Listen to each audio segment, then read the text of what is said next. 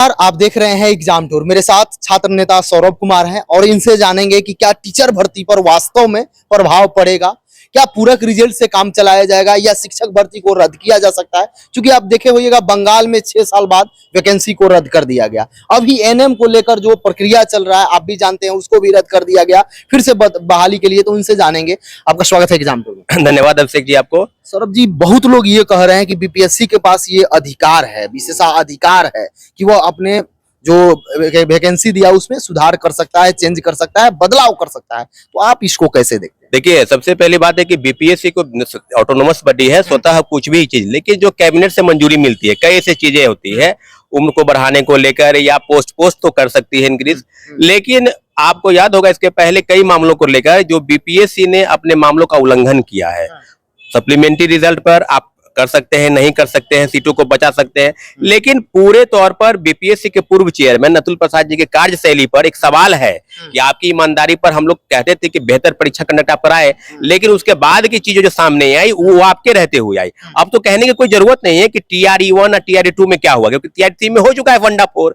तो सारे मामलों पर बीपीएससी को पूरा अधिकार है। और कई मामले अभी तो मामले सामने आ रहे हैं कि बीपीएससी अपनी ऊपरी उम्र सीमा की बढ़ोतरी करे, क्योंकि हम लोग की मांग वर्षों से रही है 37 वर्ष से बढ़कर 40 वर्ष करने की। और अभी जो पता चल रहा है सूत्रों से कि जो बीएओ के पोस्ट है एजुकेशन में, उसमें शायद उम्र की सीमा की बढ़ोतरी, लेकिन और लोगों पर बातचीत चल रही है। तो आप बेहतर जानते हैं और लोग भी बेहतर इंतजार कर रहे हैं। आप बताइए कि सिविल सेवा में कोविड काल के दौरान कई लोगों का उम्र लैप्स कर गया, तो वो इंतजार कर रहे हैं कि देश के तमाम राज्यों ने अपनी उम्र सीमा में बढ़ोतरी की है, तो बिहार को भी अवेश करना चाहिए, लेकिन हुआ नहीं। बहुत अनफॉर्चुनेट है। माननीय मुख्यमंत्री जी के मंजूरी के बाद फाइल जो है वो सचिवालय में रखा है, पूरी मंजूरी हुई थी उस पर, लेकिन अंतिम रूप से उस पर नहीं हो पाया काम। तो हम लोग इंतजार कर रहे हैं कि बीपीएससी कुछ बदलाव करे और अपनी उम्र सीमा की बढ़ोतरी करते हुए जो अधिकतम उम्र सीमा है 37 वर्ष से बढ़ाकर 40 वर्ष, और तमाम कैटेगरी के लोग की उम्र सीमा उसी प्रकार से आगे बढ़नी चाहिए। तो उम्र सीमा बढ़ेगा तो टीचर भर्ती में भी बढ़ जाएगा क्या? देखिए, हाँ, ये जो सवाल है कि उम्र सीमा जैसे ही बीपीएससी सिविल सेवा में बढ़ेगा तो उसका प्रभाव आने वाली परीक्षा में बीपीएससी द्वारा जो भी आयोजित है, या बीएसएससी हो या बीटीएससी हो या तमाम ऐसी एजेंसी जो बिहार में परीक्षा कंडक्ट कराती है, सभी के पास एक ऑप्शन खुल जाएगा कि बिहार में अगर तमाम राज्य स्टेट बढ़ा रहे हैं तो बिहार क्यों नहीं। और बिहार को बढ़ाने के पीछे औचित्य कहां पता चलता है कि बढ़ना नहीं चाहिए। मुझे लगता है कि शिक्षक बहाली में हम लोग की मांग है कि 10 वर्ष की उम्र सीमा बढ़नी चाहिए, और उसकी जो बातें थी 37 वर्ष से 40 वर्ष करने की, और अटेम्प्ट को लेकर जो बातें थी, क्योंकि भ्रष्टाचार तो खुल के हुआ, तो 3 बार से बढ़ाकर 5 बार करने की हम लोग की मांग लगा। अरे भाई, पेड कोर्स खरीद के थक चुके हैं आप, तो आ जाइए ऑफिसर्स एकेडमी के यूट्यूब चैनल पर। जी हां, ऑफिसर्स एकेडमी पूरी तैयारी करा रहा है फ्री में यूट्यूब चैनल पर, क्वालिटी कंटेंट दे रहा है 24 घंटे लाइव। अभी सब्सक्राइब कीजिए, अभी साथियों, अभी सर्च कीजिए द ऑफिसर एकेडमी, जुड़िए हमारे साथ और तैयारी कीजिए पूर्णतः फ्री। लगातार रही है और इस पर भी सरकार संज्ञान नहीं ली, और लगातार दोनों विपक्ष के नेता हो चाहे वो सत्ता पक्ष के हो, हम लोग की बात को स्वीकार के करते नहीं, बिल्कुल आपकी मांग जायज है, लेकिन हुआ नहीं कुछ। अब क्या हो सकता है? कल देखे होइएगा एनएम का दिया गया, आज भी पेपर में दिया गया था, एनएम के भर्ती को बीच में बदला गया था, जिसके कारण उसको फिर से बताया गया रद्द कर से फिर से आप एग्जाम लीजिए, नंबर बेसिस पर बहाली कीजिए। क्या शिक्षक भर्ती में भी परिवर्तन हो सकता है? बहुत लोग पूरक रिजल्ट के लिए केस किए हैं, बहुत लोग हिंदी हट गया उसको लेकर केस किए हैं, बहुत लोग ये बोल रहे हैं कि मेरा कट ऑफ से ज्यादा अंक है, क्योंकि क्वालिफाइंग जब हम कर दिए, जब सीट बचा हुआ है तो हमको रिजल्ट दिया जाए। क्या क्या हो सकता है? देखिए, 1 to 1 सभी बातों पर बिल्कुल आपने कहा कि जो एएनएम की भर्ती है जो स्वास्थ्य विभाग में, उसमें माननीय उच्च न्यायालय के फैसला के जो आलोक में आया है जो सब किए कि अब जो है प्राप्तांक के आधार पर, यानी कहने का मतलब जो मार्क्स बेस के आधार पर उनकी नियुक्ति होगी, परीक्षा के बेस पर नहीं हो पाए, हो सके उनको किसी प्रकार से धांधली की शिकायत है, कुछ भी ऐसा। तो अब उस बात पर क्या बीपीएससी, आपने कहा कि पूरक परिणाम के लिए तो बीपीएससी के पूर्व चेयरमैन ने शिक्षा विभाग के जो नोटिस गया था उस पर स्पष्ट कहा था कि हमने पूरक परिणाम की तैयारी की है और पूरक परिणाम आएगा।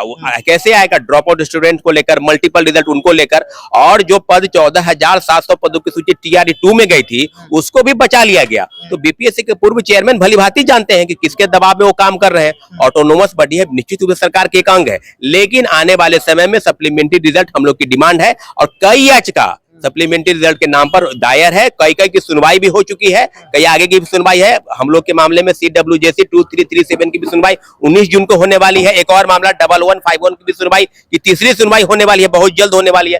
तो हम लोग बिल्कुल आश्वस्त हैं कि सप्लीमेंट्री रिजल्ट के नाम पर जो खाना पूर्ति TRE 1 में हुआ, TRE 2 में तो कुछ भी मिला ही नहीं। हम लोग लगातार प्रोटेस्ट करते रहे, सरकार को सुननी होगी। और कई नियम है, तीसरे फेज की बहाली का जो भंडाफोड़ हुआ, जो भ्रष्टाचार का आपके नंगा नाच कह सकते हैं कि प्रश्न पत्र अभ्यर्थियों के पास जो शिक्षक अभ्यर्थी, विकलांग लोग क्या लेकर किए हैं केस? देखिए हाँ, जो विकलांग लोग का जो कोटा होता है, जो 3% से बढ़ाकर 4% किया गया, तमाम कैटेगरी के लोगों का आपने बताया कि सीट वैकेंट ही रह गया, कहीं से उनको योग्य अभ्यर्थी मिले ही नहीं।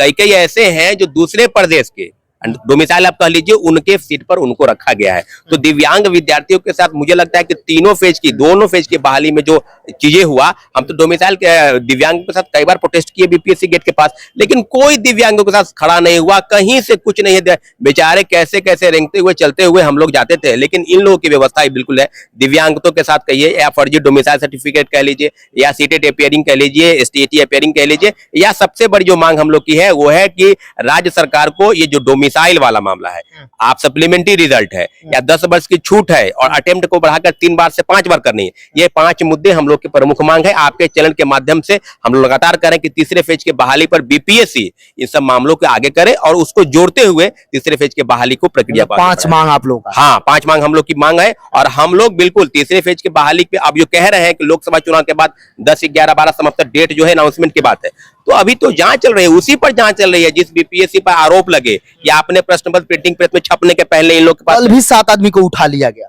हाँ, ये आर्थिक अपराध इकाई जो उज्जैन से लोग गिरफ्तारी हुई 5 लोगों की, उसमें पटना मेडिकल कॉलेज से MBBS प्राप्त डॉक्टर शिव है, उसके बाद उसके कहने पर कई लोगों की छापेमारी पटना में चल रही है और कई जगहों पर चल रही है। तो आर्थिक अपराध इकाई, ये बात नहीं है कि आप छोटे छोटे लोग, इसमें कई बड़े लोग शामिल हैं, क्योंकि उनके बिना और BPSC के पूर्व चेयरमैन से पूछताछ बहुत जरूरी है, इसलिए कि आपके बिना दस्तखत के ब्लैकलिस्टेड कंपनी को ठेका नहीं दिया गया होगा, ये आप जानते हैं। और एक और आरोप, अध्यक्ष से पूछताछ की, हाँ पूछताछ हुआ है उनसे, वो जवाब क्या दिए हैं ये आर्थिक अपराध इकाई बताएगी। लिखित 12 प्रश्न मांगा गया। हाँ, लिखित कि आपके रहते परीक्षा कंट्रोलर की भूमिका या BPSC के अन्य सदस्य की भूमिका या किसकी भूमिका है, ये भूमिका तय करेगी आर्थिक अपराध इकाई की। इन लोगों की अगर भूमिका है तो संलिप्तता है। कई मामलों में आप देखे हुए कि सिपाही भर्ती मामले में इसके सिंगल की भूमिका थी, अभी तक उनको ऊर्जा विभाग का एडवाइजरी बना दिया गया आपको मेंबर। तो आप समझ लीजिए कि ऐसे ऐसे लोग कोई पारितोषित करे, उसको अवार्ड करे, बड़े बड़े पदों पर बैठाए, तो आपको लगता है कि बिहार में पेपर लीक छूट जाएगा? कोई पेपर लीक नहीं रहेगा। ऐसे ऐसे ही लोग हैं। 20 प्रकार से केस हुआ है, कई प्रकार का केस हुआ है, अब सब मर्ज हो जाएगा। क्या उम्मीद है कि TRE 1 TRE 2 पर कुछ सुनवाई हो सकता है, या जिस तरीका से NM पर हुआ है क्या इस पर भी रास्ता चल सकता है, इसमें भी कुछ हो सकता है? देखिए, माननीय उच्च न्यायालय पश्चिम बंगाल ने जो फैसला लिया 2016 के आलोक में कि जो भर्ती हुई है उसमें ममता बनर्जी सरकार के शिक्षा मंत्री, उनके रहते हुए 8 लाख से लेकर 12 लाख 14 लाख पैसा लेकर लोगों को बहाली दिया गया। और आपको CBI इंक्वायरी की भी मांग थी, उस पर माननीय उच्चतम न्यायालय ने रोक लगाई है फिलहाल। लेकिन इतना जरूर है कि जो उसी प्रकार का खेल TRE 1 और TRE 2 में भी हुआ, ये मैं नहीं कह रहा हूं, खुद आरोपी बता रहे हैं कि हम लोग के पास प्रश्न पत्र मुहैया कराया गया और इंटर स्टेट बड़े बड़े सरगनाओं के साथ, चाहे उत्तर प्रदेश हो, झारखंड हो, मध्य प्रदेश हो, उन लोगों का प्रश्न पत्र मुहैया कराकर इन लोगों के पास पहुंचाया गया। परीक्षा केंद्र पर तो खुलेआम, सिर्फ हजारीबाग तो एक उदाहरण है जहां से 270 लोग गिरफ्तार हुए। कई राज्यों के लोग एग्जाम देंगे कि नहीं? TRE जो एग्जाम डेट आया 270 लोग कहाँ जाएंगे? यही बात तो 66वीं पेपर लीग और 67वीं पेपर लीग में वीर कुंवर सिंह आरा कॉलेज में 400 लोगों को अलग अलग कमरों में बैठाकर प्रश्न पत्र देने वाले लोगों को हमने लगातार कहा कि उसको ब्लैकलिस्टेड करिए, उसका नाम पता, उसके पिताजी का नाम बताइए। ये तो बता ही नहीं रहे, पैसा तो ले लिया गया ना। 270 ही लोग नहीं है, कई हजार लोग हैं TRE 1 और TRE 2 में फर्जीवाड़े करके वो शिक्षक बन गए और सरकार से वेतन है। हम मांग करते हैं कि सारे जो फर्जीवाड़े तरीके से बहाल हुए हैं, माननीय बंगाल के जो आयोग की तरफ से जो भी फैसला आया है, उस फैसले का हम लोग आने वाले समय में करेंगे और निश्चित रूप से इन लोगों के साथ वही होगा। अब करें कि रद्द होगा नहीं होगा, लेकिन इतना जरूर है कि जो बहाली प्रक्रिया है उसमें काफी व्यापक तौर पर धांधली हुई है। हम लोग उम्मीद करते हैं कि हम लोग सप्लीमेंट्री रिजल्ट अगर नहीं देती है तो हम लोग माननीय उच्च न्यायालय में सप्लीमेंट्री रिजल्ट के लिए तो हम लोग याचिका तैयार कर ही लिए हैं।